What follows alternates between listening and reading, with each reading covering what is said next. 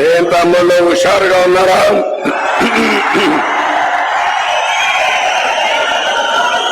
మంచి మధ్యాహ్నం,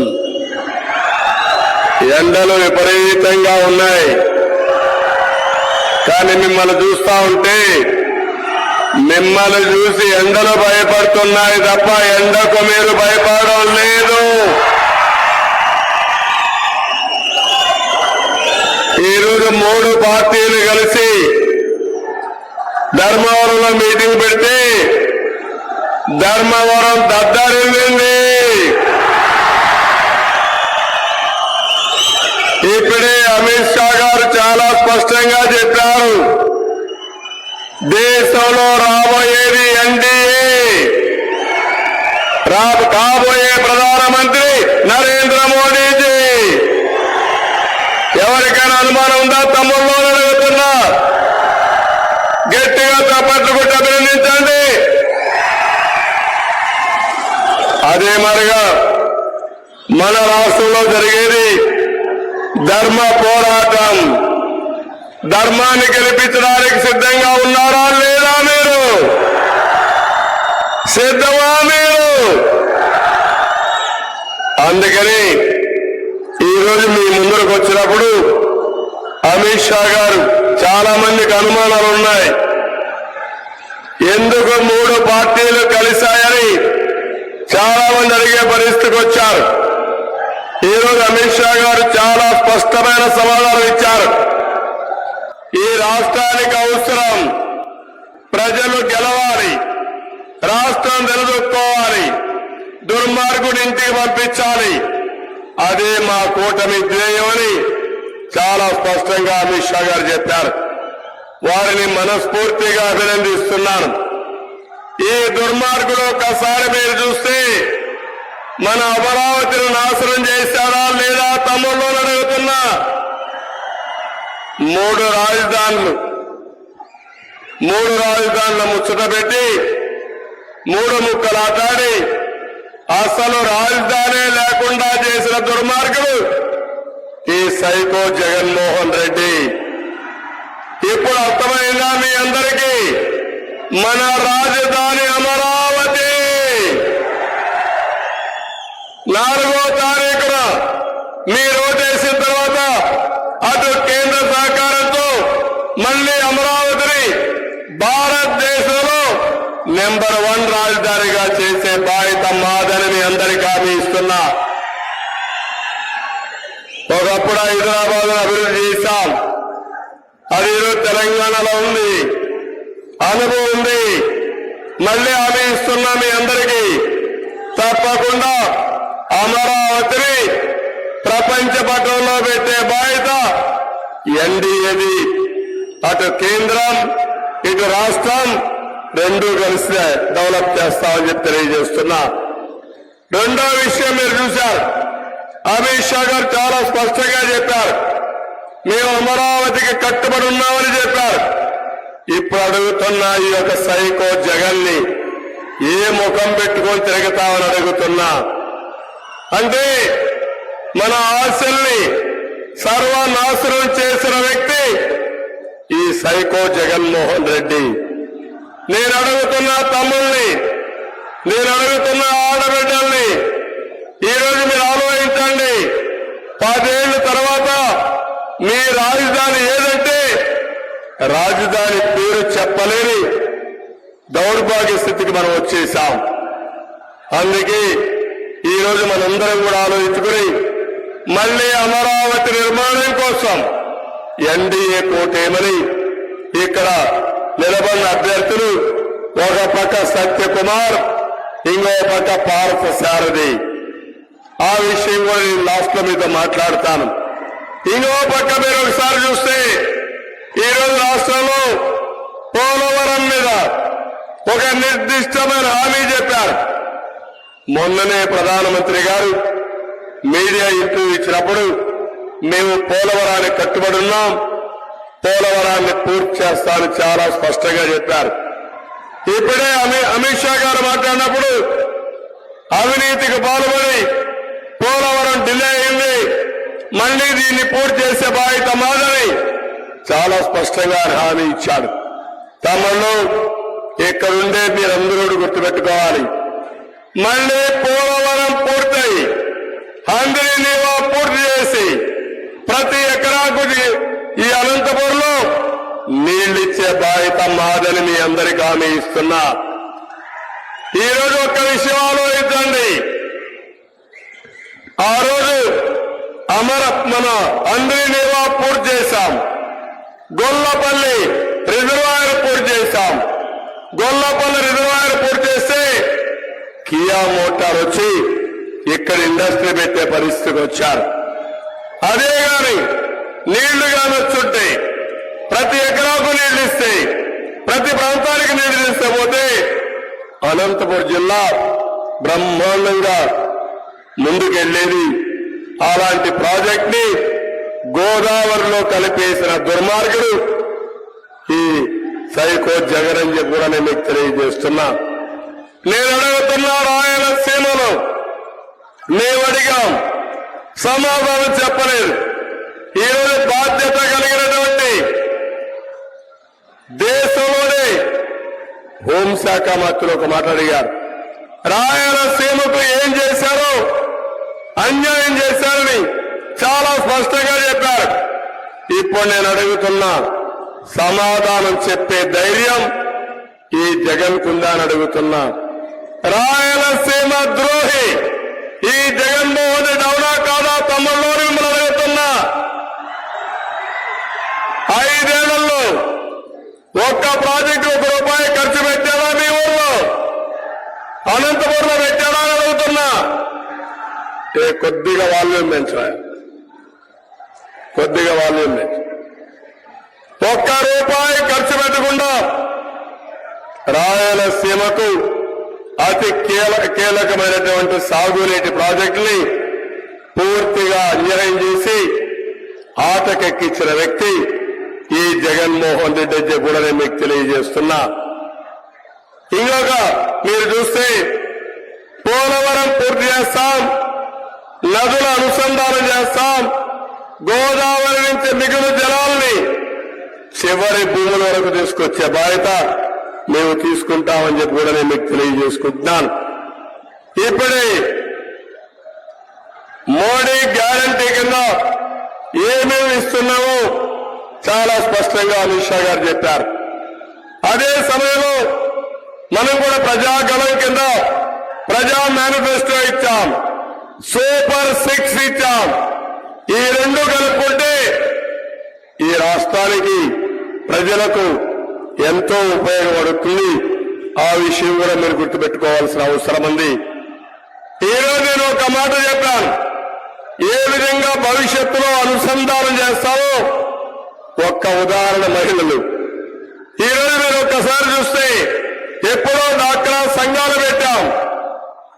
ఈరోజు ఆ డాక్రా సంఘాలని నరేంద్ర మోడీ గారు 3 కోట్ల మందిని లక్షాధికారులు చేసి ఎన్నికల మేనిఫెస్టో ఆయన మోడీ గ్యారంటీ కింద ఇచ్చారు. మన దగ్గర ఎక్కువ మంది మహిళల్ని లక్షాధికారులు చేసుకునే అవకాశం ఉంది. రెండోది ఎప్పటి నుంచే పోరాడుతున్నాం, చట్టసభల్లో మహిళలకు 33% రిజర్వేషన్ రావాలని. ఆ కళ ఈరోజు సాఫల్యం అవుతా ఉంది. ఈ రెండే కాకుండా ఇక్కడికి వచ్చినప్పుడు మనం క్లియర్ గా మహాశక్తి కింద ప్రతి ఒక్క మహిళకి ₹1,500 నెలకు, అంటే సంవత్సరానికి 18,000, 5 ఏళ్లలో ₹90,000 ప్రతి మహిళకి ఇస్తాం. ఇంట్లో ముగ్గురుంటే 2,70,000 వాళ్ళ ఇంటికి చేరే పరిస్థితి వస్తుంది. ఇంకో పక్క తల్లికి వందనం కింద ఒక బిడ్డ ఉంటే 15,000, ఇద్దరుంటే 30,000, ముగ్గురుంటే 45,000. అందరి పిల్లల్ని చదివించే బాధ్యత తెలుగుదేశం తీసుకుంటామని చెప్పి కూడా నేను మీకు తెలియజేస్తున్నాను. కూటమి తీసుకుంటుందని చెప్పి కూడా నేను మీకు హామీ ఇస్తున్నా. ఇవే కాకుండా ఈరోజు మూడోది చూస్తే దీపం కింద 3 గ్యాస్ సిలిండర్లు ఉచితంగా ఇస్తాం. 3 గ్యాస్ సిలిండర్ల వల్ల పేదవాళ్ళందరూ మళ్ళా గ్యాస్ వాడుకునే పరిస్థితికి వస్తారు. ఇవే కాకుండా ఆర్టీసీల్లో ఉచిత ప్రయాణ సౌకర్యం ఏర్పాటు చేస్తాం. అటు కేంద్రం ఇటు రాష్ట్రం ఇచ్చే ఎన్నికల మేనిఫెస్టో వల్ల మహిళలకు ఎనలేని ప్రయోజనం వస్తుంది. ఈ విషయం మీరు గుర్తుపెట్టుకోవాల్సిన అవసరం ఉంది. సమర్థవంతమైన నాయకత్వం ఉంటే, కేంద్ర సహకారం తీసుకుంటే మన మహిళలకు గాని సమాజానికి గాని చాలా మంచి జరిగే పరిస్థితి వస్తుంది. ఈ విషయంలో మీరందరూ కూడా ప్రజల్లోకి తీసుకుపోవాల్సిన అవసరం ఉంది. రెండోది గుర్తుపెట్టుకోవాలి, ఈరోజు కేంద్రం యువత కోసం పనిచేస్తా ఉంది. ఇక్కడ పెట్టుబడులు తరివేశాడు. ₹1 పెట్టుబడి రాలేదు, డిఎస్సి పెట్టలేదు. అందుకే యువగళం కింద ఒక హామీ ఇచ్చాను. తెలుగుదేశం వస్తానే, కూటమి వస్తానే మొదటి సంతకం మెగా డిఎస్సికే పెడతామని మీ అందరికీ హామీ ఇస్తున్నా. ఇది కాకుండా 20 లక్షల ఉద్యోగాలు 5 ఏళ్లలో ప్రతి సంవత్సరం 4 లక్షల ఉద్యోగాలు క్రియేట్ చేసే బాధ్యత మాది. ఉద్యోగం వచ్చే వరకు ₹3,000 నిరుద్యోగ భృతి ఇస్తామని చెప్పి కూడా నేను మీకు తెలియజేస్తున్నా. ఈరోజు దీనివల్ల నిర్వీర్యమైనటువంటి యువత వాళ్ళ భవిష్యత్తు బంగారు భవిష్యత్తు అవుతుంది. అదే మరి పబ్లిక్ సర్వీస్ కమిషన్ల పరీక్షలు పెడతాం. ఇవి కాకుండా పెట్టుబడులు వస్తాయి. పెట్టుబడులు వస్తే ప్రైవేట్ ఉద్యోగాలు వస్తాయి. దీనివల్ల మన యువత వేరే రాష్ట్రాలకు వేరే దేశాలకు పోయే పని లేకుండా ఇక్కడనే పని చేసుకునే పరిస్థితికి వస్తారు. అదే మరిగా ఈరోజు మీరు చూస్తే కేంద్రం ₹6,000 రైతుకు ఆర్థిక సహాయం చేస్తున్నారు. ఒక ప్రణాళిక పెట్టారు, గిట్టుబాటు ధర ఇచ్చారు. నేను అడుగుతున్నా, ఈ రాష్ట్రంలో గిట్టుబాటు ధర వచ్చిందా అని అడుగుతున్నా. ఎక్కడా రైతుకు గిట్టుబాటు ధర రాలేదు. వాళ్ళు 6,000 ఇస్తే ఈయన 12,500 హామీ ఇచ్చి ఇచ్చింది 7,500 ఇచ్చి ఎక్కడికక్కడ కేంద్రం ఇచ్చిన డబ్బులు కూడా ఈయన అకౌంట్లో పెట్టుకొని రైతుల్ని మోసం చేసిన దుర్మార్గుడు ఈ జగన్మోహన్ రెడ్డి. అందుకే నేను ఇప్పుడు ఒక నిర్దిష్టమైన హామీ ఇస్తున్నాం. కేంద్రం ఇచ్చే డబ్బులు, రాష్ట్రం ఇచ్చే డబ్బులు మీరు చూస్తే ప్రతి రైతుకు మినిమం ₹20,000 కంటే పైన మీ అకౌంట్లకు వస్తాయి. అది చేసే బాధ్యత మాది. సాగునీటి ప్రాజెక్టులు పూర్తి చేస్తాం. ఇంకో పక్క కేంద్రం ఇచ్చే 6,000, రాష్ట్రం ₹20,000 ప్రతి రైతుకి ఇచ్చి మీ రుణం తీర్చుకుంటామని మీ అందరికీ హామీ ఇస్తున్నాను. ఇదే కాకుండా రైతులను రాజుగా చేసే బాధ్యత మాది. మళ్ళా బిందు సేద్యం తీసుకొస్తాం, తుంపర్ల సేద్యం తీసుకొస్తాం. 90% సబ్సిడీతో అనంతపూర్ని ఒక హార్టికల్చర్ హబ్ గా తయారు చేసే బాధ్యత మాదని మీ అందరికీ తెలియజేస్తున్నా. ఇదే కాకుండా ఈరోజు మీరు ఒక్కసారి గుర్తుపెట్టుకుంటే పెన్షన్, మీరొక్క వృద్ధులు గాని వికలాంగులు గాని అందరూ ఆలోచించుకోవాలి. మొట్టమొదటిసారిగా పింఛన్ పెట్టింది గౌరవనీయులు నందమూరి తారక రామారావు గారు. ఆ తర్వాత 2014లో 200 పింఛన్ని 2,000 చేసిన పార్టీ తెలుగుదేశం. అవునా కాదా అని మిమ్మల్ని అడుగుతున్నా.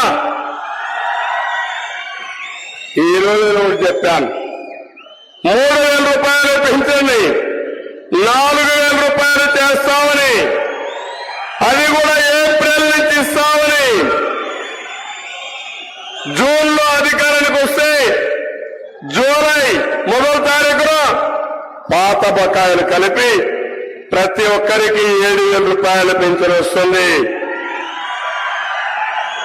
వికలాంగులకి, దివ్యాంగులకి 4,000 నుంచి 6,000 చేస్తున్నాం.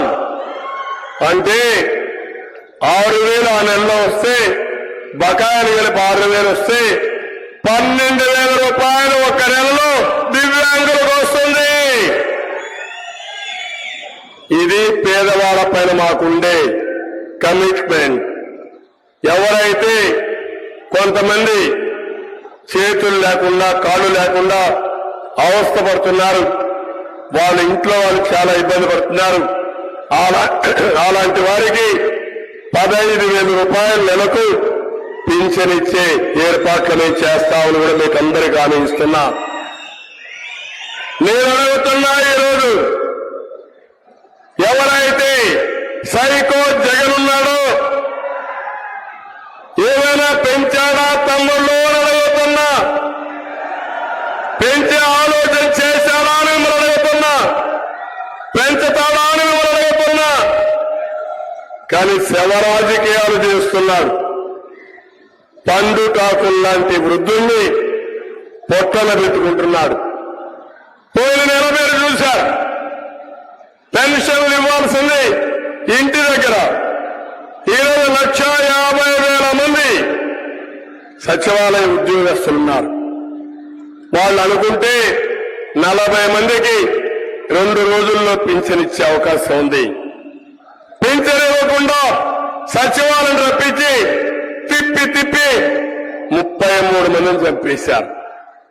మేము ఆ రోజు చెప్పాం, ఇది ప్రభుత్వ హత్య. చనిపోయిన వాళ్ళకి 10 లక్షల రూపాయలు ఎక్స్గ్రేష్ అయ్యమని డిమాండ్ చేశాం. ఇంకా ఇవ్వాల. ఈ ప్రభుత్వం పైన కేసులు కూడా పెట్టాలి. మళ్లీ ఈ నెలలో కేంద్ర ఎన్నికల కమిషన్ చాలా స్పష్టంగా చెప్పింది, మీరు ఆ ప్రత్యామ్నాయం ఏర్పాటు చేయండి, ఎవరికి ఇబ్బంది లేకుండా పెన్షన్లు ఇమ్మంటే మళ్లీ బ్యాంకుల్లో పెన్షన్లన్నీ వేసే పరిస్థితికి వచ్చారు. వృద్ధులు బ్యాంకు పోగలుగుతారా? ఆధార్ అకౌంట్లు ఉన్నాయా? పాన్ అకౌంట్ ఉందా? పాన్ నెంబర్ తీసుకెళ్లాలా అంటే ఈరోజు వాళ్ళ పరిస్థితి మనం చూస్తే, అంతకుముందు సచివాలయాన్ని పిలిపించి 33 మంది చెప్పేసి ఈరోజు బ్యాంకుల చుట్టూరు తిప్పుతూ చాలా మంది చంపేసే పరిస్థితికి వచ్చారు. ఇవన్నీ కూడా శవ రాజకీయాలు చేసే ఈ ముఖ్యమంత్రిని ఇంటికి పంపించాలా లేదా తమ్ముళ్ళు అని అడుగుతున్నాను మిమ్మల్ని. ఇది న్యాయమని మిమ్మల్ని అడుగుతున్నా. 2014లో తండ్రి చనిపోయాడు, తండ్రి లేని బిడ్డని ఓటుకొచ్చాడు. 2019లో గొడ్డలి వేటితో బాబాయిని చంపేసి మన మీద పెట్టాలని ప్రయత్నం చేశాడు. నేను అడుగుతున్నా మిమ్మల్ని అందరినీ, అనంతపూర్లో ఊకిల్డ్ బాబాయి తమ్ముళ్ళు అని అడుగుతున్నా, ఎవరు చంపారని అడుగుతున్నా. ఇప్పుడు తిరిగి ఎవరైతే బాధితులున్నారో వాళ్ళే నిందితులుగా చేసే పరిస్థితికి వచ్చాడు. అంటే ఏ బిడ్డ అయితే సునీత తండ్రిని ఎవరు మరణం చేశారో ఎస్టాబ్లిష్ చేయాలని పోరాడుతా ఉంటే ఆవిడ మీదనే కేసులు పెట్టే పరిస్థితికి వచ్చాడు. పోయిన ఎన్నికల్లో కోడి కత్తి డ్రామా ఆడాడు, ఇప్పుడు గులకరాయి డ్రామా ఆడాడు. రాయి కనపడదు, దెబ్బ మాత్రం తగులుతుంది. ఇది ఎక్కడ నాటకాలో నాకు తెలియదు. ఇప్పుడు కొత్త నాటకం మళ్ళీ ఆలోచిస్తున్నాడు. ఎవరినో ఒకరిని చంపేసి తద్వారా రాజకీయ లబ్ధి పొందాలని ఆలోచిస్తున్నాడు. నేను అందుకని ఈ వారం రోజులు చాలా ముఖ్యం. ఈ వారంలో అతనికి అర్థమైపోయింది, ఓడిపోతామని నిర్ణయించుకున్నాడు. సర్వేలన్నీ ఏకపక్షంగా వస్తున్నాయి, గెలిసేది ఎన్డీఏ క్లియర్ గా ఉంది. ఈ రాష్ట్రానికి పట్టిన సరి మే 13వ తారీఖున విరగడైపోతుంది తమ్ముళ్ళు అని మేము అందరికీ విజ్ఞప్తి చేస్తున్నా. అందుకనే ఈరోజు మనం చూస్తున్నాం, క్లాస్ వార్ అంటారు. నేను అడుగుతున్నా, క్లాస్ వార్ కాదు, క్యాష్ వార్. రాష్ట్రంలో ఉండే సంపదంతా నువ్వేదో చేశావు. ఇక ఇక్కడుండే మీరందరూ ఉన్నారు. ఇప్పుడే అమిత్ షా గారు చెప్పారు, బిగ్గెస్ట్ స్కామ్ లిక్కర్ స్కామ్. ఒకప్పుడు 60 రూపాయల క్వార్టర్ బాటిల్, తమ్ముళ్ళు ఇప్పుడు ఎంత క్వార్టర్ బాటిల్? 200. అవునా కాదా? 140 రూపాయలు ఎవరికి పోతుంది? కర్ణాటకలో ఉండే బ్రాండ్లు ఇక్కడ ఉన్నాయా? తెలంగాణలో ఉండే బ్రాండ్ ఎక్కడ ఉందా? ఇక్కడ జే బ్రాండ్ ఉంది, జగ్గుబాయ్ బ్రాండ్ ఇక్కడ. మ్యానుఫ్యాక్చరింగ్ ఆయనే, హోల్సేల్ డిస్ట్రిబ్యూషన్ ఆయనే, కడాన షాపుల్లో కూడా ఆయన మనుషులే. ఏ తమ్ముళ్ళు ఏ షాపులో అయినా ఆన్లైన్ పేమెంట్స్ ఉన్నాయా? బజార్లో మారుమూల చాయ్ వాలా టీ కొట్లో కూడా ఆన్లైన్ పేమెంట్స్ ఉంటే ఈయన మాత్రం డబ్బులే పే చేయాలి. దాంట్లో ఈయన కమిషన్ సాయంత్రం అయితే తాడేపల్లి కొంపకి వెళ్లాల్సిన అవసరం ఉంది. నేను అడుగుతున్నా ఇక్కడ వాళ్ళందరికీ, ఇసుక వస్తా ఉందా తమ్ముళ్ళు? మిమ్మల్ని అడుగుతున్నా. తెలుగుదేశం ఉన్నప్పుడు 1000 రూపాయలు ఒక ట్రాక్టర్కి వచ్చిందా లేదా అని అడుగుతున్నా. ఈరోజు 5000 రూపాయలు అయిపోయింది. మళ్ళీ హామీ ఇస్తున్నా. దాచుకున్నాడు. భవిష్యత్తులో మీకు ఇచ్చే హామీ ఉచిత ఇసుక ఇచ్చే విధానానికి శ్రీకారం చుడతాం. మే 13 తర్వాత ఏ ఊర్లో ఇసుక మీరే తీసుకుపోయే స్వేచ్ఛ మీకు ఇస్తున్నాను.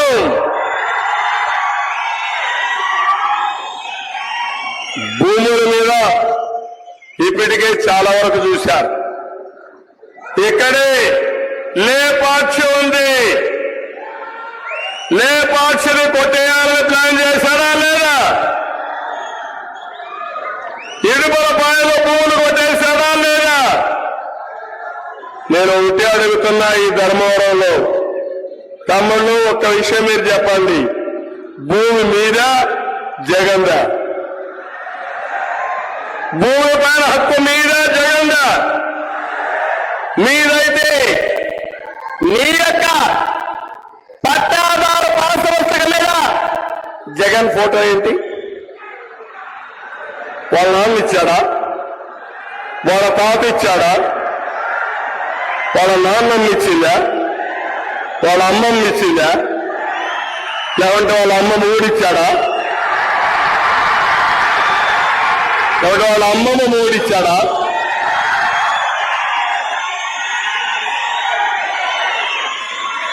అంటే లెక్కలేనితనం. నీ ఫోటో మేము చూడాలి. ఒక సైకు గొడ్డలేస్తే కూడా బాగుంటుంది, గొడ్డలు పట్టుకొని రా. ఆ ఫోటో చూసి భయపడతాం. ఆ రోజులు అయిపోయినాయి. ఏం తమ్ముళ్ళు పిరికితనం ఉందా మీకు? భయం ఉందా మీకు?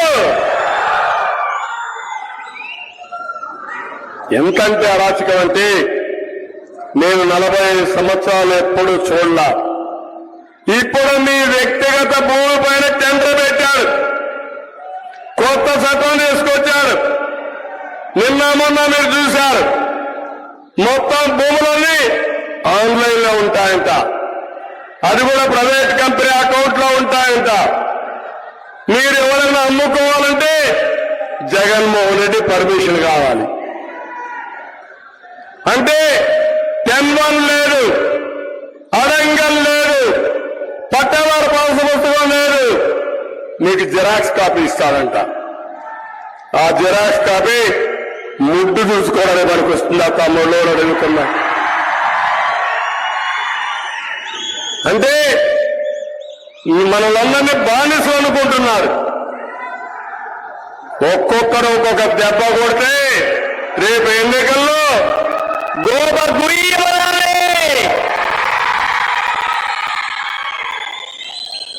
మనం కొట్టలేదని, కొట్టవని చెప్పే మాటలు నమ్ముతామని అబద్ధాలు చెప్పి అసత్యాలు చెప్పి మోసం చేసి కడాన మన ఆస్తులకే టెండర్ పెట్టే ధైర్యం వచ్చిందంటే ఖబర్దార్ జగన్, నీ సైకో నేతల్ని ఎండగడతాం, చిత్తుగా ఓడించి నిన్ను నీ పార్టీని భూస్థాపితం చేస్తారని మీ అందరికీ హామీ ఇస్తున్నా.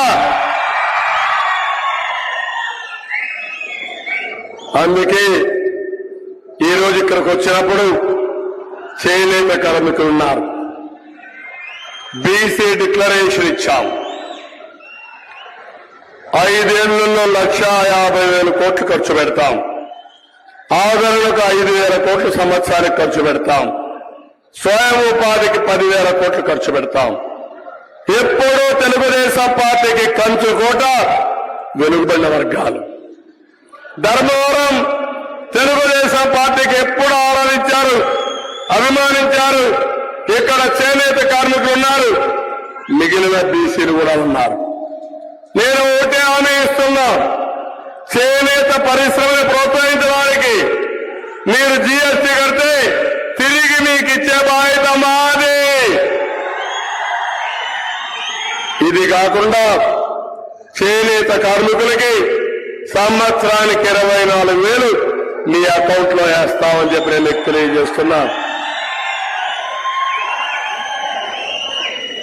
పవర్ లూమ్ కి 500 యూనిట్లు, హ్యాండ్లూమ్ కి 200 యూనిట్లు కరెంటు ఉచితంగా ఇచ్చే బాధ్యత మాది. ఇదే కాకుండా ఈరోజు నాయి బ్రాహ్మణులు ఉన్నారు. దేవాలయాల్లో ఆదాయం బాగుండే దేవాలయాల్లో కనీస వేతనం 25,000 రూపాయలు ఇప్పిస్తాం. అదే మరి షాపులకు ఒక 200 యూనిట్లు కరెంటు ఉచితంగా ఇస్తాం. ప్రతి ఒక్కరికి న్యాయం చేయడానికి ఎన్నికల మేనిఫెస్టోలో పెట్టాం. బీసీల భద్రత కోసం ప్రత్యేకమైన చట్టం తీసుకొస్తాం. ఎస్సీల్లో మాలా మాదిగా ఏబిసిడి కేటగరైజేషన్ తీసుకొస్తాం. జిల్లాల వారిగా తీసుకొస్తాం. మాదికి కూడా న్యాయం చేస్తామని చెప్పి నేను అందరికీ హామీ ఇస్తున్నా. ఇక్కడికి వచ్చినప్పుడు పార్లమెంట్ అభ్యర్థి పార్థసారథి మీకందరికీ పరిచయస్తుడే, ఎప్పటి నుంచో ఉన్నాడు. అలాంటి వ్యక్తిని ఇక్కడ మనం పార్లమెంటుకు పెట్టాం.